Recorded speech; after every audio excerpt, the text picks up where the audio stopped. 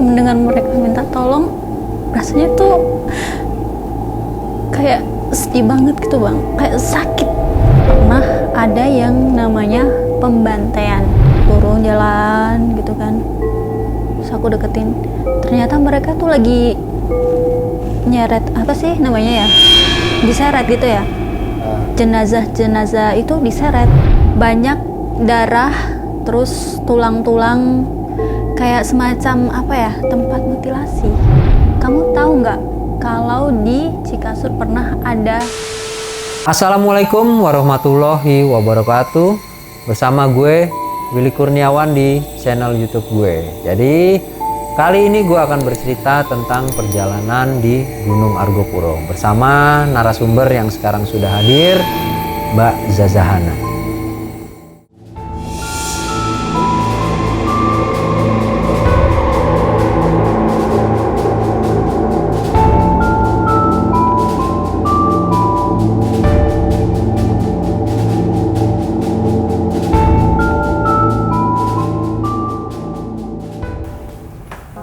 Argopuro seperti yang kita ketahui adalah jalur pendakian terpanjang di Pulau Jawa.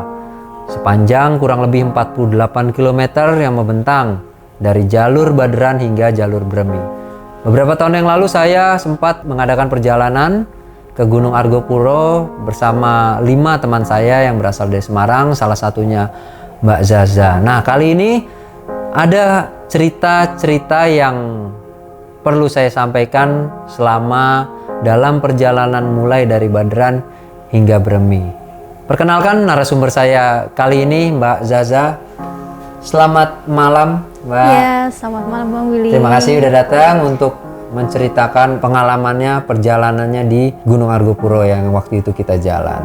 Oke. Nah, untuk awal Zaza ini ngajak teman-temannya yang akhirnya kita ketemu di base camp. Iya. Nah, jadi memang perjalanan itu banyak cerita-ceritanya. Akhirnya Mbak Zaza gue undang nih sekarang saat ini. Nah, yang menarik apa dari awal tuh? Runut ceritanya gimana sih sebenarnya perjalanan di Argopuro ini yang sampai saat ini kayaknya ada yang terus ngikutin Mbak Zaza nih. Gimana? Dari awal aja kita runut ceritanya. Jadi kalau bicara soal Gunung Argopuro ini sangat berkesan buat aku, dan juga sekaligus ada satu cerita yang sangat membuat aku masih terngiang-ngiang sampai sekarang gitu. Sekarang. Ya.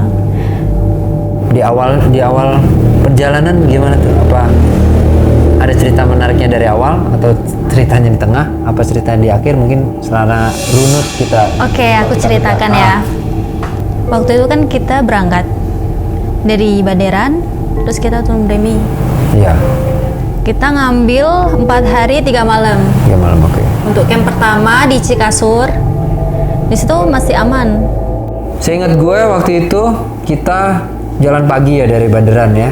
Dan pagi dari Baderan sama teman-teman yang lain sampai di Cikasur itu kalau nggak salah sore ya, kita udah sampai sore apa malam ya? Malam Ya kita sampai malam tuh ya, ya. masuk Cikasur tuh malam. Kita langsung diriin tenda waktu itu karena kita jalannya sama itu ya tim-tim independen ya. Jadinya tendanya sendiri-sendiri gitu ya, sendiri-sendiri di malam itu sih, cuman di Cikasur itu. Lalu ceritanya apa nih? Di Cikasur ada apa nih? Apakah ada sebuah kejadian ataukah tidak ada kejadian, atau apa aja yang dilakukan di Cikasur selama dari malam itu sampai dengan keesokan harinya kita mau berangkat perjalanan selanjutnya?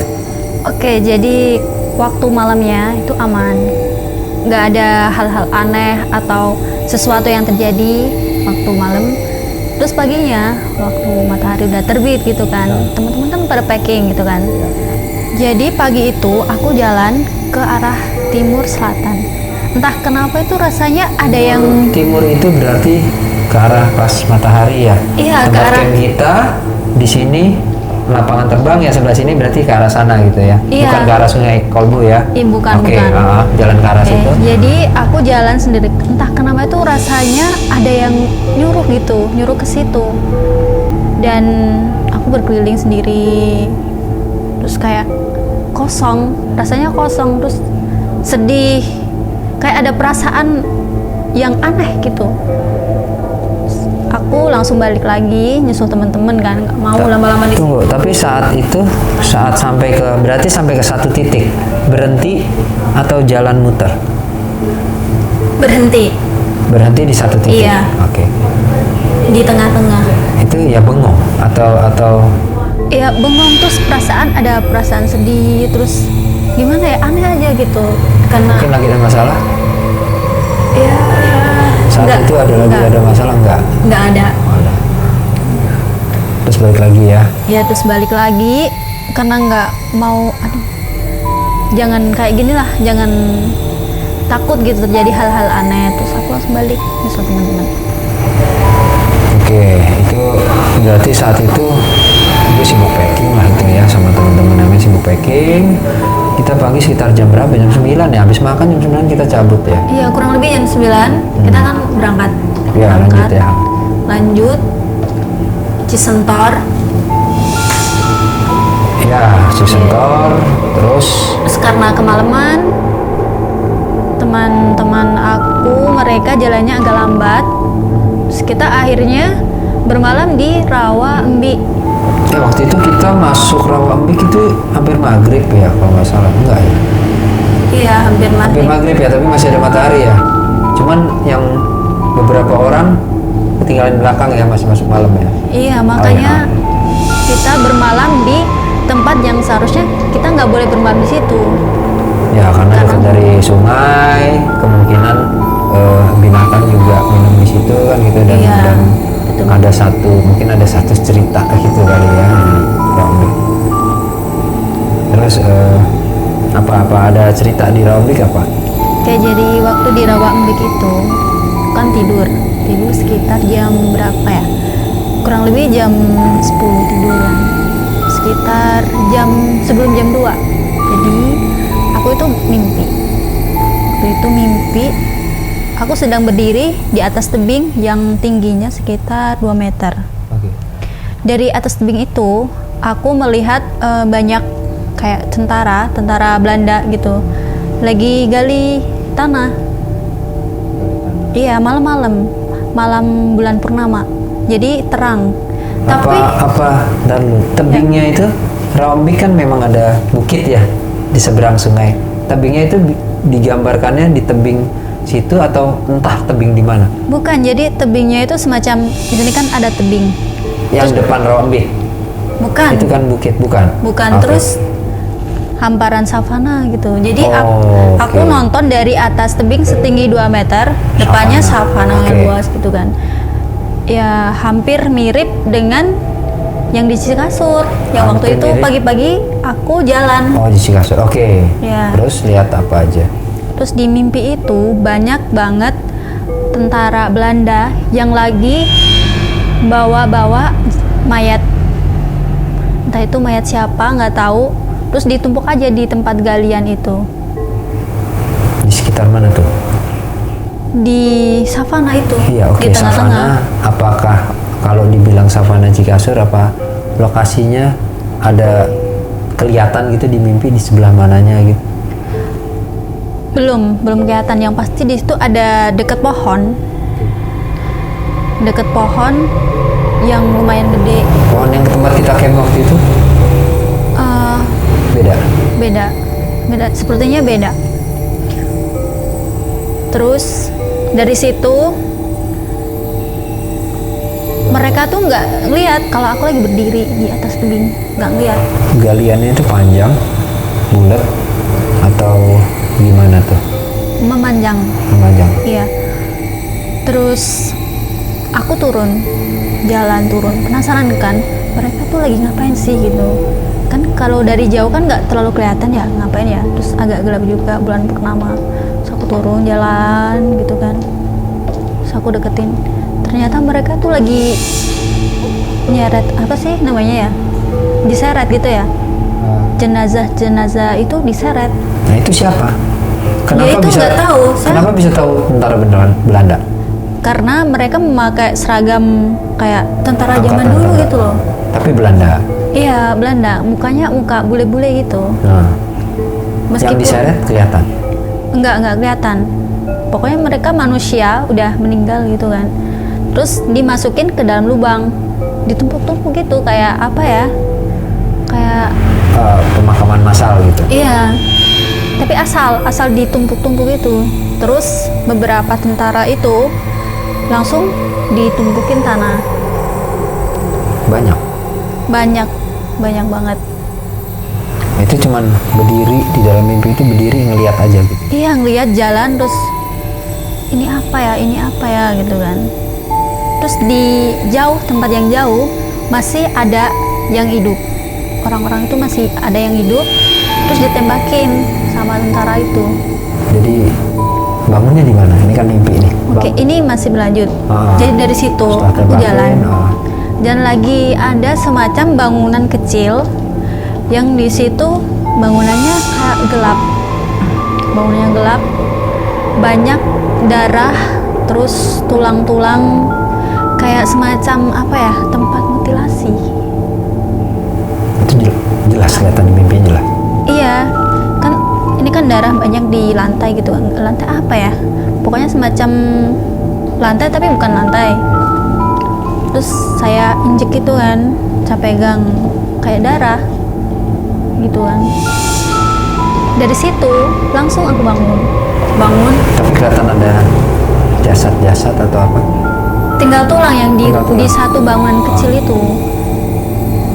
Terus dari situ aku bangun kayak orang bangun yang kaget gitu loh, shock. Terus aku liatin jam, ternyata jam 2 pagi. Masih jam 2. Ya, Itu masih jam 2. jam 2 pagi. Terus bisa tidur lagi. Sulit banget, nggak bisa, kayaknya tidur jam berapa ya, jam 5 atau jam 6 gitu baru tidur. Nah, sebelum ada mimpi itu, tahu nggak daerah-daerah yang bisa dikaitkan dengan mimpi? Oke, kan aku bangun nih, bangun. Terus aku berusaha nggak inget mimpi itu. Aku cuma bilang sama diri aku, itu cuma mimpi kok gitu. Itu bukan suatu hal yang apa ya, yang harus diinget-inget. Nanti ganggu perjalanan aku, soalnya perjalanan aku ini masih panjang. Puncak aja masih jauh gitu kan, masih 3 hari lagi. Masih hari ketiga berarti ya, hari ketiga untuk puncakannya. Itu kan hari kedua kita nginep di. Iya. Besokannya baru puncak. Terus aku tuh nggak mau mikirin gitu loh, nggak mau mikirin itu mimpi apa sih, udah itu bunga mimpi aja gitu. Terus hari ketiga kita jalan ke puncak gitu kan. Di situ kan aku jalan sendiri duluan kan, dari Rawambik ke Sabana Kamu jalan Lonceng. duluan ya? Gue masih packing ya waktu itu Iya, ya? jalan duluan bang. Masih packing sama siapa namanya? Dian ya waktu itu ya? Iya. Sama Dian ya?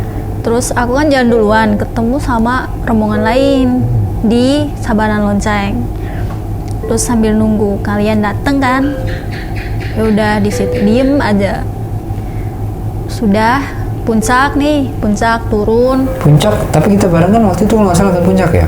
Iya, kita sambil bareng kan waktu itu. Ah. Ya. Oh, rombongan itu ya, rombongan yang rame itu yang pada Iya. makan ya, Bang Yusuf dan segala macam Iya, tuh yang ya. dari Jogja itu kan. Iya, ada yang dari Jakarta juga. Terus dari puncak udah lupa, mimpi tuh udah lupa. Udah seneng nyampe puncak nih. Terus turun kan kita. Nah, pas turun itu kita masuk ke hutan lumut, kan masuk maghrib. Hampir maghrib, jam 5:30, 6 ya. Pas maghrib pas itu kita. Pas ya? Iya.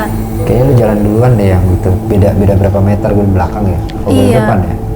Lupa deh. Gue depan apa gue belakang lu ya? Belakang. Belakang ya, lu Iya. depan ya. Iya. Kita kan jalan. Nah, pas di hutan lumut itu kan gimana ya, suasananya tuh mencekam gitu kan. Betul. Jadi mimpi yang kemarin malam itu teringat. Ah, Terus perasaannya tuh nggak karu-karuan, karena di dalam hutan jalan, kita harus jalan selama 2 jam dalam kondisi yang gelap, lelah.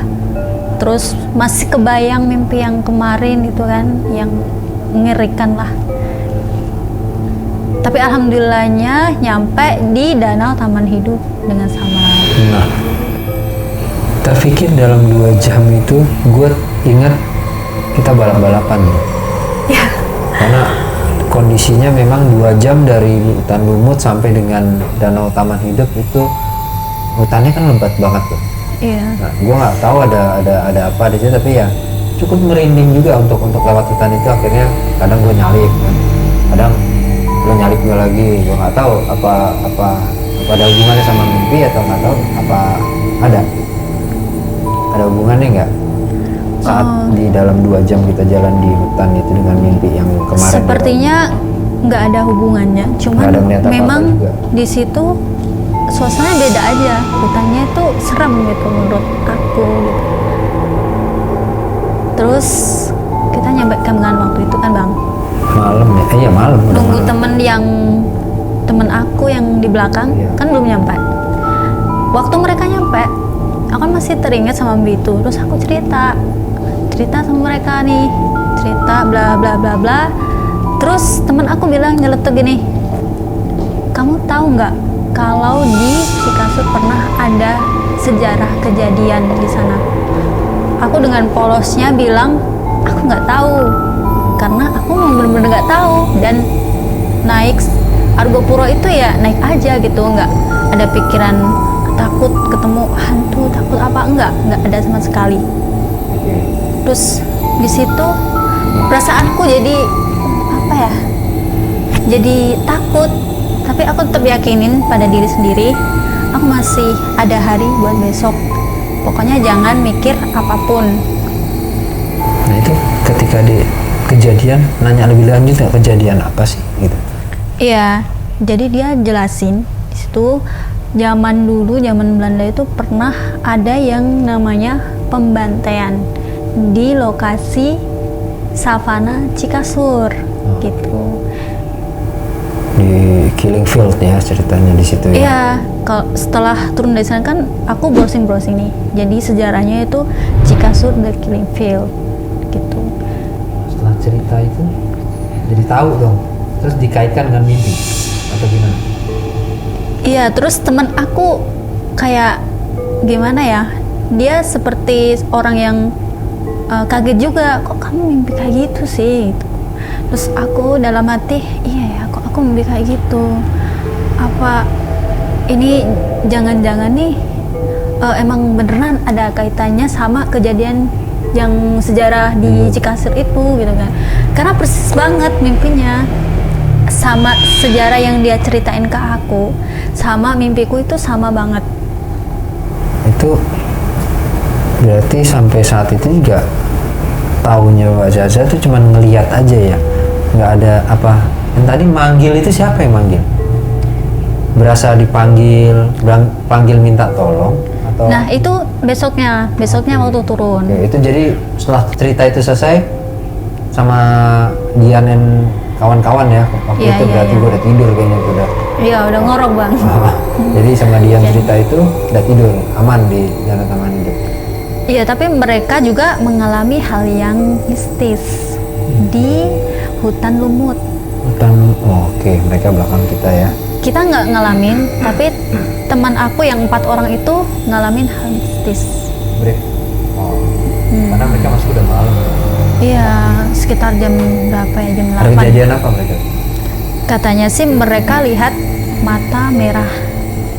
Ketika si Wahyu lihat mata merah itu, dia senterin gini kan. Terus mata merah itu hilang, tapi dari sebelah kiri ada suara kayak orang, kayak laki-laki tua yang sedang apa sih namanya, menggeram gitu ya. Nah, kayak Nah gitu, binatang. deket banget di kuping kan, kata dia. Binatang kali. Ya, kayak binatang. Enggak, itu apa? bukan. Orang kayak suara kakek-kakek lah katanya gitu di deket kuping. Terus dia tengok nggak ada apa-apa. Pas mereka si Wahyu itu pas sendiri atau berempat tuh? Berempat tapi dia Deketan. paling belakang. Oh, oke. Terus yang teman satunya lagi yang paling depan juga lihat mata merah. Iya, tapi alhamdulillah itu waktu itu aku jalan nggak ngelihat apa-apa, nggak ngelihat yang yang horor-horor gitu. Tapi Alhamdulillahnya tetep sih di aja, situ. gue juga merinding lewat situ, makanya gue salib Iya. gue salib. Iya. Terus udah tidur malam di mana, di Danau Teman Hidup aman ya, selama Aman. mereka itu aja kejadian yang mereka rasain itu aja Iya, itu aja menurut cerita dari mereka. di hutan lumut itu. Iya, malamnya sih saya gelisah gitu, nggak bisa tidur. Terus pagi bangun, alhamdulillahnya cuaca bagus kan. Jadi semacam ada sesuatu yang bikin aku lupa sama mimpi tersebut. Oke. Foto segala macam ya Iya. waktu itu ya, nggak ada ya. Ya, terus sekitar jam berapa ya? Kita turun sekitar jam berapa Bang waktu itu? Ya setelah foto-foto jam 9 juga lah kalau nggak salah deh Iya. kita turun tuh. Jadi waktu itu kita kan turun ya. Yang temenku berempat itu kan di belakang. Mereka mah jalannya pelan. Kita kan duluan ya Bang ya. Nah di situ aku mulai kayak ada yang benar-benar bikin aku nangis gitu. Sepanjang perjalanan. Iya, aku mau nangis, tapi aku tahan-tahan waktu itu kan. Dan aku nggak tahu pengen nangisnya tuh karena apa gitu. Aku jalan terus aja jalan sambil ini netes gitu kan. Terus teman-teman yang dari rombongan lain itu mereka kan jadi bertanya-tanya itu kenapa sih, kenapa kok dia kok nangis gitu, ada apa gitu kan. Waktu itu Bang Willy juga sempet tanya sama aku kan, lo kenapa dah gitu. Yang di sebelum lewat batas hutan ya, masih di atas ya. Iya. Terus waktu itu kan aku cuma diem aja gitu kan, ditanyain. Aku juga nggak ngerti kenapa aku seperti ini gitu. Mikirnya apa tuh? Pas lagi nangis itu mikir apa? Nah pas lagi nangis itu, jadi yang di kepala aku cuma inget waktu mereka dikubur. Dari mimpi waktu mereka dikubur gitu. Terus kayak ada orang yang bilang tolong gitu. Jadi dari atas turun datang yang itu akhirnya nangis ya. Iya. Yang didengar itu aja makanya nangis. Iya. Terus nggak tahu juga, maksudnya ya tiba-tiba aja kayak nangis gitu Bang. Anehnya di situ. Dari itu kan nangis ya, udah dalam kondisi nangis ya, seperti yang gue tanyain lu Iya. kenapa Za? Iya.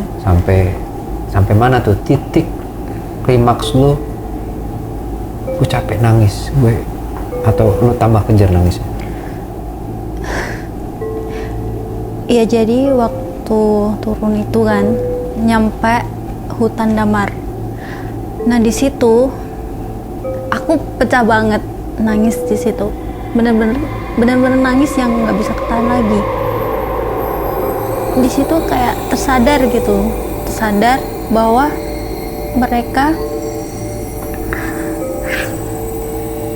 mereka yang dibantai itu pengen ditemuin lokasinya, lokasi mereka dibantai, lokasi mereka dikuburin di mana gitu.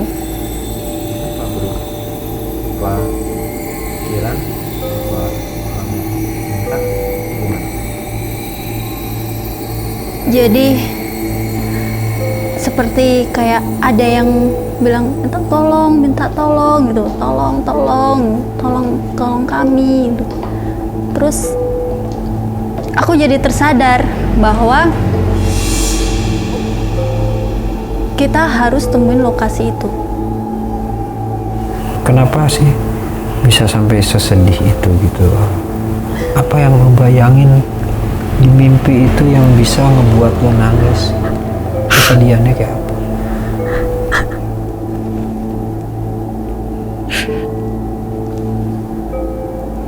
Ketika mendengar mereka minta tolong, rasanya tuh kayak sedih banget gitu Bang, kayak sakit banget.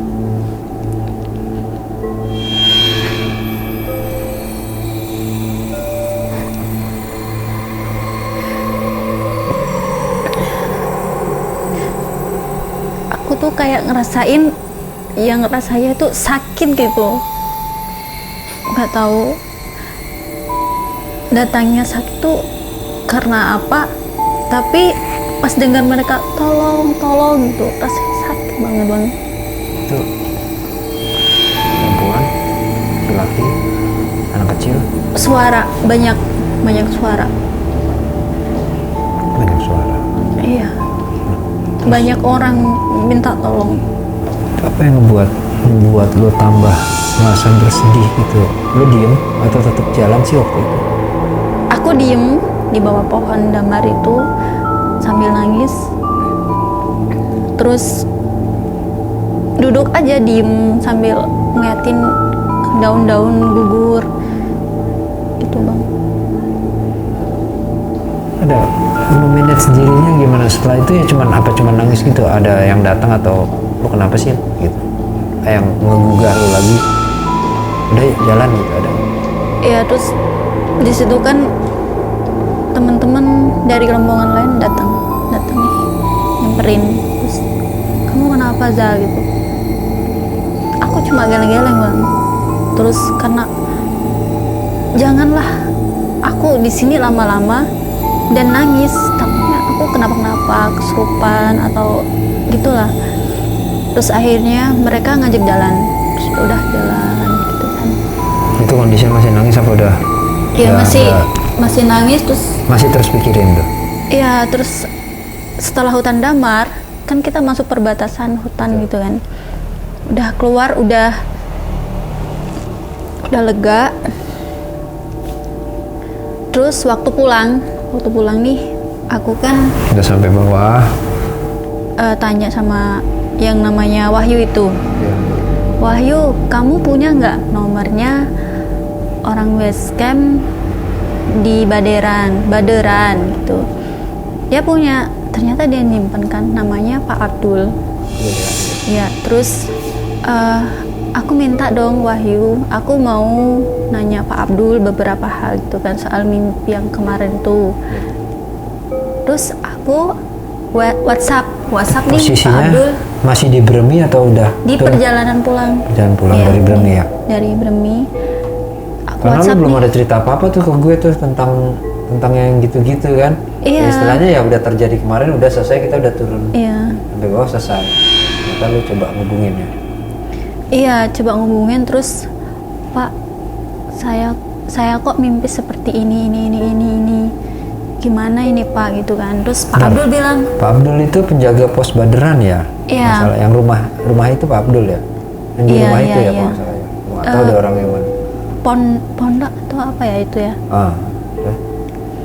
Terus dari situ Pak Abdul bales kan, katanya belum pernah ada yang mimpi seperti itu dan cuma aku aja yang pernah mimpi seperti itu.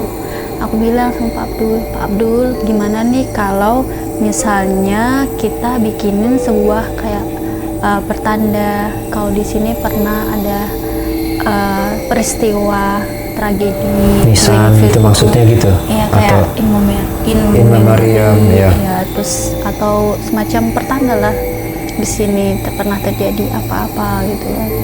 Paling tidak kalau ada warga, pendaki atau siapapun yang datang ke tempat itu, paling tidak berdoa gitulah menurut agama masing-masing, dan kita bisa doakan mereka di sana. Nah, itu respon Pak Abdul sendiri ya cuman gitu, kali ini baru ada yang melapor punya mimpi seperti itu gitu. Ada cerita lain nggak Pak Abdul? Jadi Pak Abdul itu beliau sangat antusias menunggu kedatangan aku buat membuat semacam in memoriam gitu kan. Bahkan Pak Abdul menawarkan diri, gimana, kapan Mbak, saya akan antar Mbak langsung ke Cikasur buat bikin tanda itu. Dan sampai sekarang udah berapa tahun ya? Tiga tahun ya Bang? 3 tahun gue lupa tahun berapa sih gitu Itu kan 2018, sekarang 2021, berarti kurang lebih 3 tahun, mau 3 tahun lah. 3 tahun ya. Iya, aku belum kesana lagi, dan itu semacam kayak buat aku itu hutang yang belum aku bayar gitu. Terus Jadi Masih sampai kepikiran sekarang sampai sekarang? masih kepikiran dan pengen ke sana buat membuat pertanda itu. Pak Abdulnya sendiri masih komunikasi sampai sekarang atau ada nanya? Terakhir Pak Abdul hubungin aku itu sekitar 2019. Masih sempet ngubungin, gimana Mbak, kapan gitu. Karena nggak tahu aku lagi sibuk ini itu gitu kan. Terus aku bilang sama Pak Abdul, maaf Pak, belum sempat. Nah itu di waktu sampai sekarang itu masih ada kepikiran seperti mikirin mimpinya kah, atau merasa terpanggil kah, atau ada dorongan kah selain seperti utang yang harus dibayarkan, selain itu ada? Kalau mimpi yang aneh-aneh sih nggak pernah, tapi tetap kepikiran gitu, tetap kepikiran harus ke sana, harus ke sana, harus ke sana gitu. Masih simpen chat-chatnya sama Pak Abdul nggak? Sepertinya masih ada, tapi berupa SMS sepertinya, kalau nggak salah. Nah, setelah tahu ya Mbak Zaza bahwa di sana tuh ada sebuah peristiwa dulu di sekitar tahun 1912 Iya. ketika tentara Belanda ingin mendirikan sebuah camp atau tempat tersembunyi yang ada landasan pesawat gitu. Jadi memang saudara-saudara kita dulu diminta untuk mengerjakan itu, akhirnya dibunuh supaya tidak ketahuan ada bandara itu di situ gitu kan. Ratusan orang kayaknya itu di situ, supaya informasi tidak bocor bahwa di situ ada sebuah tempat markas Belanda kan gitu. Nah setelah tahu itu ya, berusaha mengingat kembali nggak di sebelah mana sih, misalkan saya gambarkan gitu tempat camp kita waktu itu, di sininya kan ada bangunan, Iya. jauh di sana lapangan. Ada nggak bisa ada kayak teringat detailnya ketika melihat dari atas tebing tuh turun kan, pertama dari atas tebing turun ngelihat itu, tahu nggak posisi? Oke, jadi waktu hari itu kan kita ada barengan dari Jogja, rombongan Jogja. Nah, salah satu peserta yang dari Jogja itu dia foto dari atas tebing yang setinggi sekitar 1-2 meter lah. Nah, dari atas itu kelihatan banget bahwa ada gundukan yang memanjang seperti kayak kuburan tapi panjang banget gitu kan. Bukan batas landasan, bukan? Sepertinya bukan, kayak Dekat sama landasan tapi enggak. kayak gundukan gini gitu bang, Tapi bukan dekat memanjang. sama landasan pesawat, bukan? Dekat, Dekat. iya, di area yang lumayan landai gitu kan. Terus ini ada garis memanjang dari di sini kan tebing, Ya. terus ada garis memanjang di seret gitu kan. Di sebelah landasan bukan? Iya, bukan. di sebelah landasan. Di sebelah landasan. Iya. Apa batas landasan ya, nggak tahu, pokoknya gundukan itu ya. Dan tempat dia foto dari atas. Nah, itu tempat aku dalam mimpi aku berdiri bang, di situ. Bisa sama ya. Iya. Setelah diingat lagi itu ya. Iya, setelah dia kan posting gitu kan, terus aku liatin. Nah, ini kan tempat aku di mimpi tempat berdiri waktu aku di mimpi. Jadi gambarnya itu ketika ngeliat gambarnya, oh ini visual gue waktu itu gitu. Iya, tapi perbedaannya itu pohonnya kan yang gede itu kan. Tempat kita camp ya itu ya. Ya, itu kan agak dekat dari Bangunan. bukan dari ini loh, dari gundukan itu. Cuman waktu tahun sekarang, tahun masa kini itu jauh, pohonnya jauh. Kemungkinan zaman dulu kalau memang ada pohonnya di dekat kuburan itu, kemungkinan dulu ada pohonnya di situ bang. Terus Lokasinya di situ. iya, kemungkinan dulu ada pohonnya, terus karena dibuat landasan kan, kemungkinan pohonnya dibuang. Gue masih sedikit penasaran yang detail lagi yang lo lihat di saat mimpi itu saat lo turun dari tebing. Ya kan? Siapa yang ditembak, yang diseret, kondisinya seperti apa? Oke, aku kan turun dari tebing itu kan bang, tek tek tek tek, terus di situ lebih dekat. Sedekat apa sih ini lubangnya? Ini yang diseret depan, benar-benar depan 1 meter atau masih ada jarak? Jadi kan Saya di sini nih, Jadi kan aku kan di sini. duduk di sini ya. Ya, ini Terus tebing. melihatnya di mana? Pas di bawah. Terus aku jalan, tapi belum turun, jalan dulu, menekan gitu kan. Dari atas tebing itu, pas di bawahnya. Orang Tentara itu kecil-kecil. lagi gali, ada yang lagi gali, ada yang buangin jenazah ke dalam lubang tersebut. Terus yang di kejauhan masih ada yang ditembakin. Tapi anehnya tuh aku nggak dengar suara kayak orang jerit-jerit, kayak semuanya hening gitu bang, semuanya hening. Kayak tergambarnya di sana itu hitam putih karena malam bulan purnama. Terlihat kayak Kondisi malam ya berarti ya? malam terjadinya malam dan kayak bayang-bayang gitu aja bang. Tapi masih kelihatan apa tentara itu pakai seragam, terus Dari cahaya jenazah itu udah meninggal dengan mengenaskan, ditembakin gitu kan bang. Terus mereka diseret-seret, dibuang aja ke dalam lubang tersebut. Oh, jadi dalam mimpi lo itu suasana itu malam ya? Malam dan hening, cuma terdengar suara tembakan di kejauhan gitu. Tembakannya satu-satu apa gimana? Satu-satu. Satu yang nembak atau banyak yang nembak secara bersamaan gimana? Banyak yang nembak. Tembakan berentet itu dari Iya, kayak cepat gitu bang kejadiannya, cut gitu.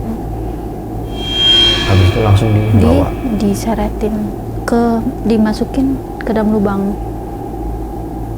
Setelah itu loncat itunya, mimpinya ke dalam gedung itu, ruangan.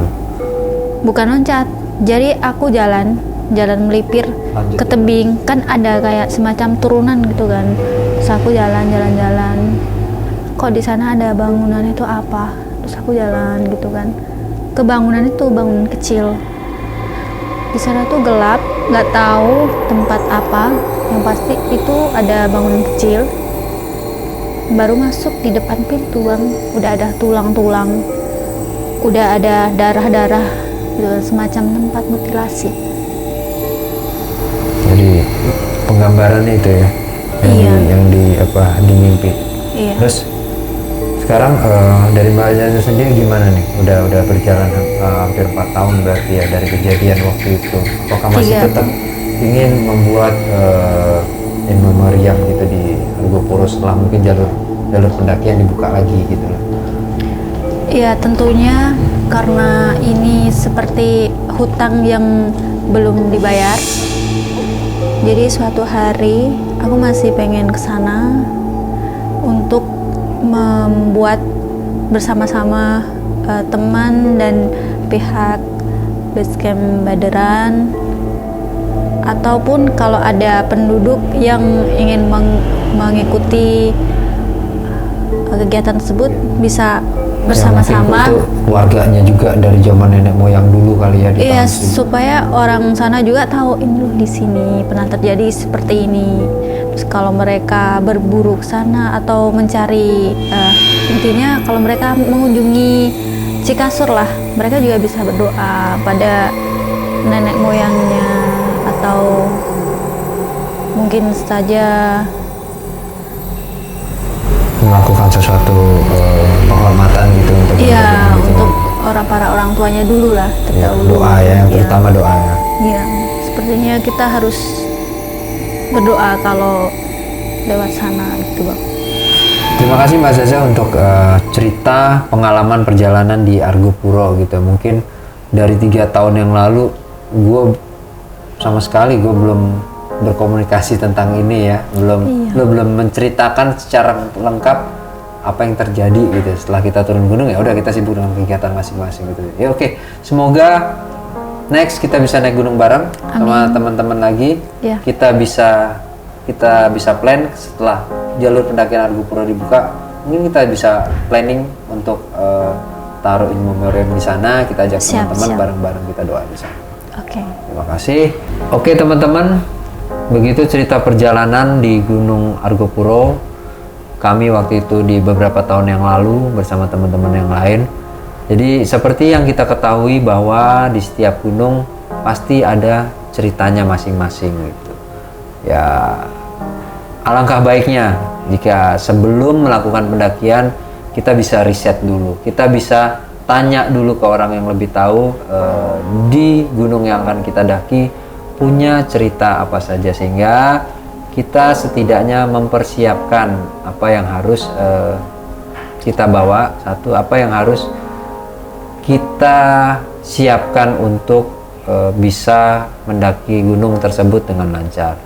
Begitu, dukung channel YouTube saya Willy Kurniawan untuk share ke yang lain, subscribe, dan jangan lupa klik loncengnya untuk saksikan tayangan-tayangan berikutnya. Wassalamualaikum warahmatullahi wabarakatuh.